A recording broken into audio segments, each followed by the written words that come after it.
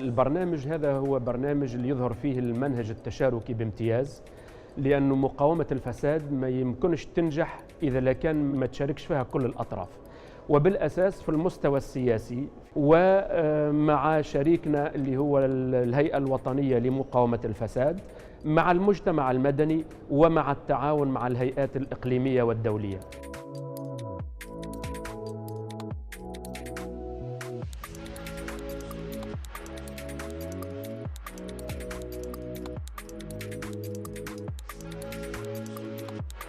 انطلق المشروع من خلال جملة من الحصص التكوينية لفائدة مجموعة من العاملين داخل المؤسسة، مع نقولوا احنا مصاحبة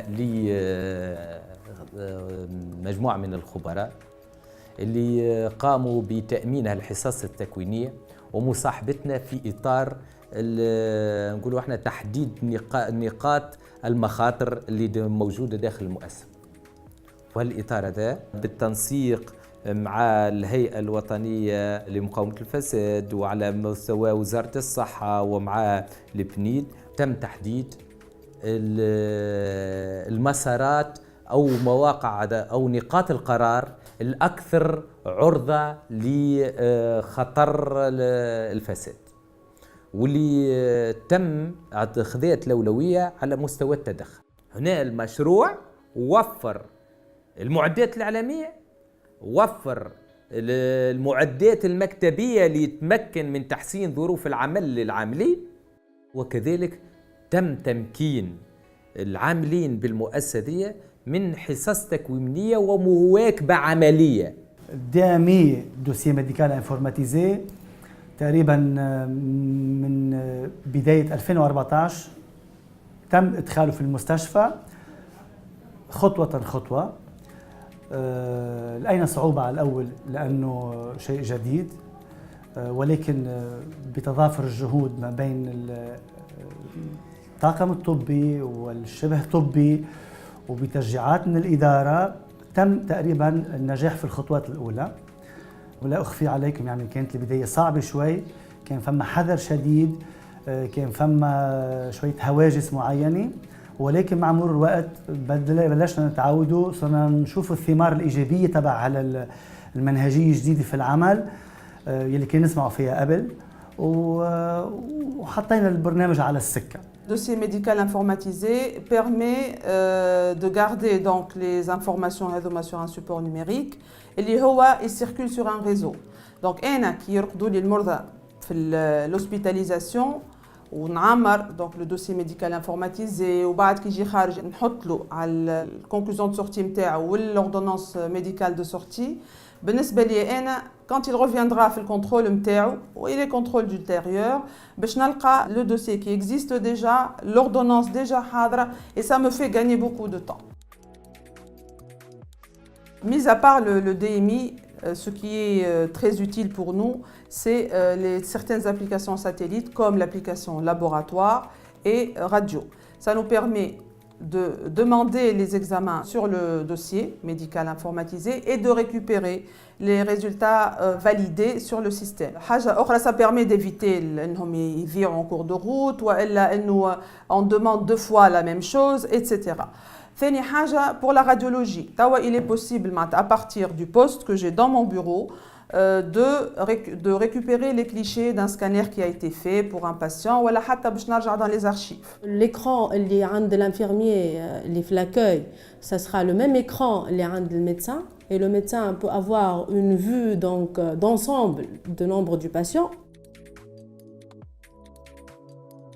Et le code couleur qui est très important, selon la couleur qui est déterminée par le triage, on a une priorité de prise en charge. بالنسبة les malades hospitalisés, le GIN, la dispensation journalière informatisée et nominative des médicaments, ça nous permet d'avoir une idée du coût des maladies, du coût des malades, et donc d'optimiser, de chercher les moyens de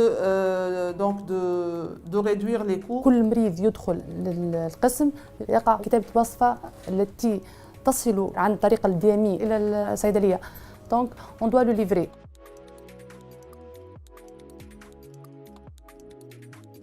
معناها عندك l'historique traçabilité bien fini. معناها on a évité les stocks dormants au niveau des services, on a évité les périmés, on a évité les fuites. Et en plus, on peut calculer le coût de chaque malade hospitalisé.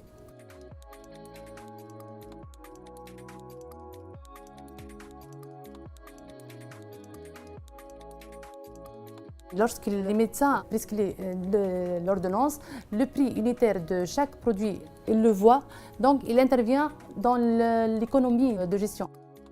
فكري بدينا بالشيروجي اللي حققنا فيها ايكونومي بالكدا معناها الكو تاع المالاد معناها هبطت من 80 دينار بار بيرسون حتى ل 28 بار مالاد معناها. En 2013, في l'urgence بالجلبة, le tiers des patients n'ont pas régularisé leur facturation. On n'avait aucune preuve. Donc avec le DMI, ça a ramené ce taux à zéro.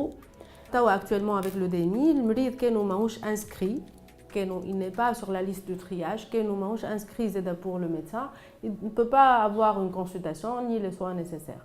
Donc c'est un outil d'aide à la facturation et aide à la bonne gouvernance. من يوم تم حوسبة كل التحاليل وضبطها من خلال المنظومة الإعلامية أعطت الكثير من المردودية المالية، وهذا حسيناه على مستوى المخبر وعلى مستوى الأشعة. لابد من سنسيبيليزاسيون، لابد من إقناع وإقحام كل الطاقات البشرية الموجودة بالمستشفى بشتى الوسائل الترغيبية لتفعيل هالمنظومة هذه، لأنه لا يعقل أن يكون في سيرفيس في ممرض يتقن العمل فيها وممرض لا يتقن، طبيب يعمل بها أو طبيب لا يعمل بها.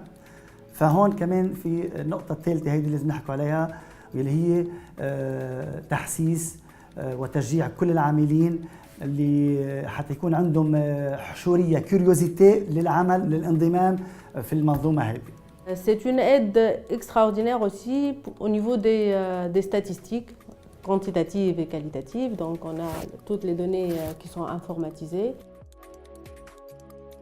C'est les premiers pas dans ce grand projet. Et l'IHOA, il va amener une amélioration considérable de la qualité des soins. الفيل داتونت هذه نقصت لنا برشا مشاكل، المشاكل نتاع الصف والناس تستنى، فهمت كيفاش؟ ولات كلها العبد كلها كالمه مرتاحه، بالنسبه للموظف ارتاح، بقى المشكله، بقى الكونفرونتاسيون مع المواطن، واحنا الصباح كي تحل الباب معناها الناس الكل باش يمشي تبوستيكي ويرتاح ويبقى يستنى الدوره نتاعو حتى يخرج في ليكرون الكبيره النيميرو نتاعو، بعدها يقيد روحه بالكاري نتاعو كي يسجل باش نعملوا له دوسي ميديكال انفورماتيزي يسمى، ويمشي للبوكس اللي باش يعدي فيه سيستيماتيك باش يلقاه مقيد غادي في لي زورديناتور معناها الكل موجوده في لي بوكس الكل، ويجي الطبيب تاعو يعدي له معناها نظام شفافيه للمواطن، معناها فما شكون تدخلات، شكون اللي قبل شكون بعد، ورفاهيه للمواطن هي ما عادش فيها دزان وما عادش فيها الصف.